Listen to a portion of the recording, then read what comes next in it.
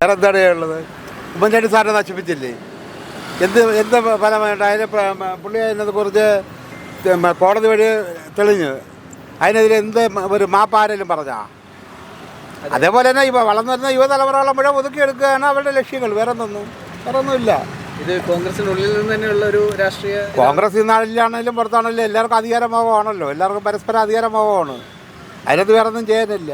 പക്ഷേ ചെറുപ്പക്കാരൻ തിരിച്ചു വരണമെന്നും തിരിച്ചു വരണം തന്നെയാണ്. കാരണം അയാൾ സത്യം 3 വർഷത്തിന് മുമ്പുള്ള കാര്യങ്ങളെക്കുറിച്ച് ഇപ്പോഴും അവർ MLA ആയതിനു ശേഷം കൊണ്ടുവരുന്നത്. അന്ന് അവരുടെ ഈ പറയപ്പെടുന്ന സ്ത്രീയുടെ ബാങ്ക് അക്കൗണ്ടും ബാക്കിയുള്ള എല്ലാം പരിശോധിച്ച് നോക്കണം.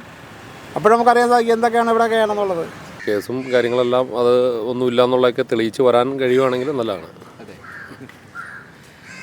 ഒരു യുവാവാണല്ലോ, അതായത് നമുക്ക് രാഷ്ട്രീയത്തിലേക്ക് വേണ്ട രീതിയിൽ നമ്മുടെ നാട്ടിന് വേണ്ടിയിട്ട് നല്ല ചെയ്യാൻ പറ്റുന്നൊരു യുവതലമുറ കയറി വരണമെന്നാണ് നമ്മുടെ ആഗ്രഹം.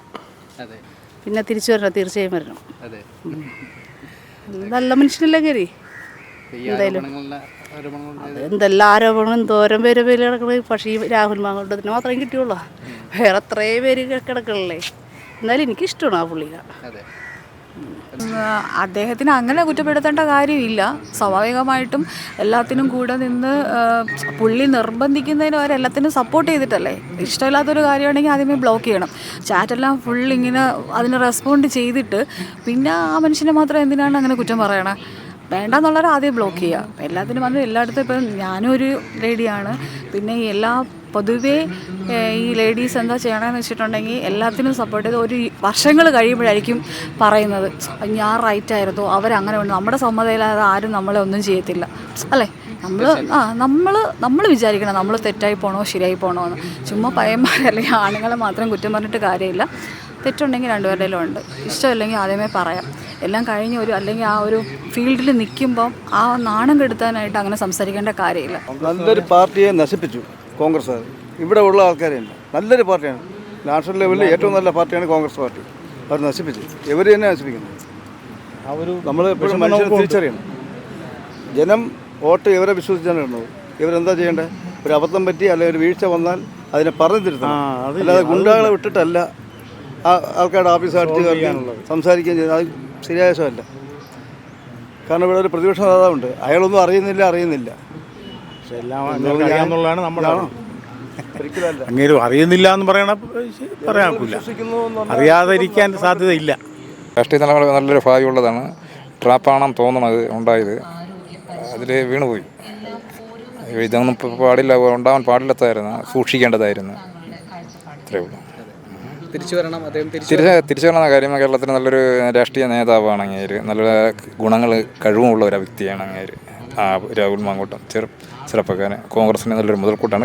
കോൺഗ്രസിന് മാത്രമല്ല കേരള രാഷ്ട്രീയത്തിനും നല്ലൊരു മുതൽക്കൂട്ടാണ് രാഹുൽ മാങ്കൂട്ടം. തിരിച്ചെത്തണം എന്നാണ് ജനങ്ങളുടെയും എൻ്റെ വ്യക്തിപരമായിട്ടുള്ള അഭിപ്രായം. അത് കെട്ടിച്ചമച്ചെന്നാണ് മനസ്സിലാക്കുന്നത്. തിരിച്ചു വരണമെന്നാണ് നമ്മുടെ രാജ്യം. ഒന്നാമത് അത് ഇഷ്യൂ എന്താണെന്നുള്ളത് നമുക്ക് ഇതുവരെ ക്ലാരിറ്റി വന്നിട്ടില്ല.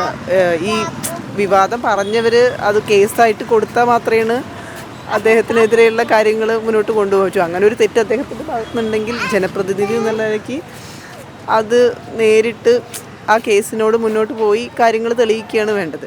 പക്ഷേ അലിഗേഷൻ പറഞ്ഞ ആളത് ഇതുവരെ കേസ് കൊടുക്കാത്തത് കൊണ്ട് അത് ഭയങ്കര നാണക്കേടായിട്ട് എനിക്ക് തോന്നുന്നു. ആസ് എ ലേഡി തെളിവൊന്നും കിട്ടിയില്ലല്ലോ. ഒന്നും കിട്ടാം. മാങ്കൂട്ടം തന്നെ തിരിച്ചു വരണം. ആദ്യം അവരെ എല്ലാം ഒളിച്ചു വെച്ച് കൊണ്ട് ഒരു സത്യരേഖ വന്നപ്പോൾ ഇയാളെ സത്യരേഖ പുറത്തു വിട്ടു. മറ്റേതെല്ലാം കൊച്ചിങ്ങൾ ഉണ്ടാക്കിയവിടെ മന്ത്രിമാരൊന്നും ഉണ്ട്, ഡിപ്പാർട്ട്മെൻറ്റിൽ മന്ത്രിസഭയിലുണ്ട്. അപ്പോൾ അതിനെ മൂടി വെച്ചും കൊണ്ട് ഇത് പൊക്കേണ്ട കാര്യമൊന്നുമില്ല. മനസ്സിലായി. ഇതിപ്പം തന്നെ എറണാകുളത്ത് കണ്ടില്ല, ഒരു MLA വീട്ടിൽ ഇതിലെ കാര്യം പറയണ്ടല്ലോ, എല്ലാം അറിയാമല്ലോ. അത് കൂടുതലും എടുത്തിട്ട് കുത്തേണ്ട കാര്യമൊന്നുമില്ല. അയാൾ പറഞ്ഞു അയാളെപ്പോലുള്ള ആൾക്കാരൊക്കെ ഉണ്ടെങ്കിലേ ഒക്കുള്ളൂ. അയാളൊക്കെ പോലെ ആൾക്കാരെ ഒതുക്കാൻ വേണ്ടിയാണ് ഇവിടെ നടക്കുന്നത്, അല്ല വേറെ ഒന്നുമല്ല. അവർ പുതിയ നല്ലൊരു നേതാവ് വന്നപ്പോൾ അവിടെ അങ്ങാടി താക്കുക. അപ്പോൾ ഇവിടെ തോന്നിയ ദിവസം വീണ്ടും പൊങ്ങിപ്പോകും.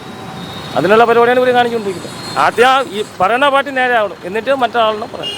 അദ്ദേഹം തിരിച്ചെത്തണം. സന്തോഷമാണ് തിരിച്ചെത്തണം. രാഹുൽ മാങ്കൂട്ടത്തിൻ്റെ ഇപ്പോൾ പാർട്ടി അദ്ദേഹത്തിന് നടപടി എടുത്തിട്ടുണ്ട്. അപ്പോൾ അത് എന്നിട്ട് പാർട്ടി തീരുമാനിക്കട്ടെ എന്താണെന്നുള്ളത്. അപ്പോൾ ഇപ്പോൾ ഈ സംശുദ്ധമായി പ്രവർത്തിക്കുന്ന ചില സഹപ്രവർത്തകരെ അല്ലെങ്കിൽ രാഷ്ട്രീയ പ്രവർത്തകരെ അവരിങ്ങനെയൊക്കെ കൊടുക്കാനുള്ള ശ്രമങ്ങൾ പല രാഷ്ട്രീയ പാർട്ടിക്കാർ നടത്തുന്നുണ്ട്. അപ്പോൾ അതിൻ്റെ ഒരു ഭാഗമാകണം ആകാം എന്നുള്ളതേ എനിക്ക് പറയാനുള്ളൂ. i2i News, an eye for truth. i2i News subscribe ചെയ്തിട്ടില്ലാത്തവർ ഇപ്പോൾ തന്നെ സബ്സ്ക്രൈബ് ചെയ്യുക. നോട്ടിഫിക്കേഷൻ ലഭിക്കുവാൻ ബെൽ ബട്ടണും അമർത്തുക.